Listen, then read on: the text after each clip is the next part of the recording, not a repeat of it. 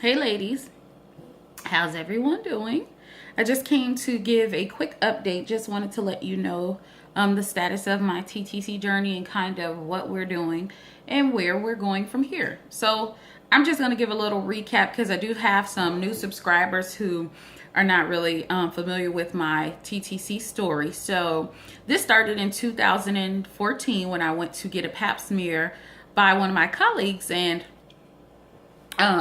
she said, oh, I'm going to do your pap smear. Do you want any other tests? I said, well, actually, I'm thinking about starting a family. So would you be able to draw my labs in terms of fertility and just tell me where I stand with that?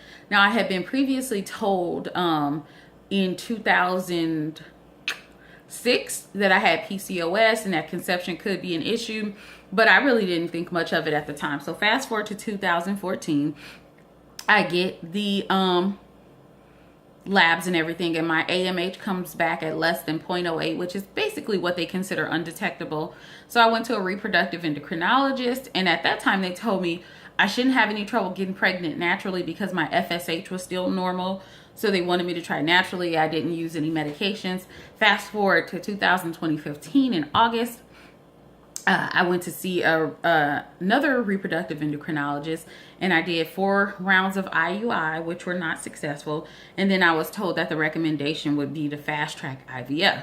So we go to August of 2016. I have a retrieval with no fertilization. February of 2017. I have a transfer of 1 embryo on day 2, which was not successful. Then I had several more transfers last year. So I had transfer in June, transfer in November. So I have had multiple unsuccessful transfers, which leads me to where we are now. When I started this journey, I had 1 fibroid, which was 3 centimeters, which was, it's an intramural fibroid, meaning that it's in the muscle layer of the uterus. But I saw a reproductive endocrinologist who's also one of the top GYN surgeons around, and he advised me against removing the fibroid because it was not distorting the cavity.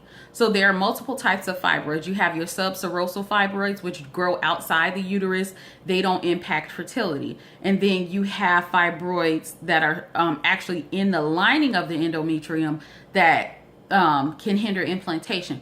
Well, my fibroid is a submucosal, is an intramural, excuse me, and it's outside of the cavity, and it's not putting any pressure on the cavity. But this is the only thing I can think of that's hindering implantation from happening. The other thing would be genetic PGD, genetic testing, pre-genetic screening on the embryos to just make sure they're chromosomally normal. That's the only thing we can think of at this point. So where I am now is my local RE is like, look, I can take the fibroids out for you. So I'm kind of leaning toward that. He would use a mini laparotomy approach and just make a small incision kind of in the pubic area, kind of similar to a C-section, but a smaller incision. He will remove both fibroids, and then it'll be about 3 months for healing of my uterus before I could try IVF again. And I'm open to that. I really don't like the idea of being under general anesthesia and cut open. And the other thing is, if I have this fibroid removed, then I will always have to have a scheduled C-section because of the risk of uterine rupture, my surgeon tells me. So I mean, I'll do it, but getting cut open it just paranoids me. It really does. So those are my options right now. The other thing that I am possibly going to do, the other option is to do what's called an endometrial receptivity array, where they actually do a mock IVF cycle. They give you 5 days of progesterone, and they send a biopsy off to see if the uterine lining is actually receptive at that time. So those are the options currently. I'm absolutely in good spirits. I'm just feeling like, I just want God's will to be done in my life. And I know I'm not forgotten. God knows my name. He knows every hair on my head, and he's going to look out for me. That's just where I am with the whole process. Excuse my acne. Progesterone really messed my face up, ladies. I ended up having to go see a dermatologist at the beginning of the month to get antibiotics because the prednisone from my FET just sent my face into a tizzy. I'm over here looking like a pubescent teenager. But anyway, back to my story that acne just caught my eye. So I digress. So where I am right now is the decision as to if I want to get the fibroids removed, if I need to get the fibroids removed. We're waiting on a decision from my insurance because they're considering this an elective surgery.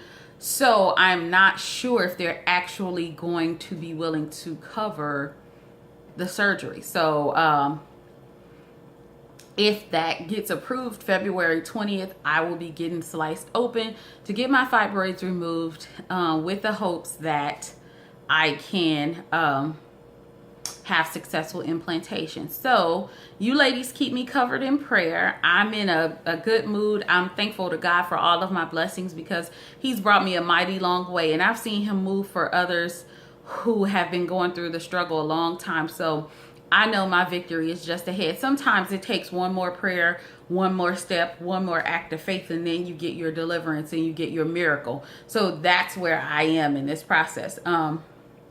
So I'm holding out hope. I'm holding on to faith, and I'm believing God for him to finish the work that he started in me. He's a God that does all things well. So I'm looking forward to having a miraculous testimony. So I will let you ladies know if anything develops. Oh, additionally, I figured something else out. You know how you take the ovulation predictor kits, and all this time, you guys are going to really think this is just it. I'm really embarrassed to say this, but I would start taking them maybe on cycle day 10 or 11. And then by cycle day 15, I would just give up on them because I would be so aggravated. So 2 times this happened. Okay. So, like around cycle day 17, I noticed I had a bunch of egg white cervical mucus, and I thought, this is odd. So I went to the doctor just incidentally, and I had labs, progesterone, estrogen, and it was like cycle day 24, 25, and they told me I've ovulated in the last 7 days. Now, I would always quit doing the ovulation predictor kits because it was just getting on my nerves. And when I would see signs that I thought were of ovulation, I would just dismiss it. So the same thing happened after my failed IVF cycle in June. In July, on cycle day 17 or 18, I went to the bathroom. I had been testing, and on cycle day 15, I threw all the tests away because I was getting aggravated. Cycle day 17, I had egg white cervical mucus. And then a week later, I incidentally got labs, and they told me I had ovulated in the last week. So I think, honestly, I've been tracking my ovulation incorrectly. So with diminished ovarian reserve, you know, there's nothing that says I can't get pregnant physically. It's just going to be a harder feat because of the diminished ovulatory function. People with diminished ovarian reserve don't ovulate well. So I'm thinking, man, I wasted about 5 good eggs last year in addition to my IVF. So anyway, that's just a little aside to say I probably should have been seeing my OPKs through to the end. Yeah. So ladies, I hope you all are having a good week and a good start of your 2018. I am hoping that before this year closes, I will have a baby on board.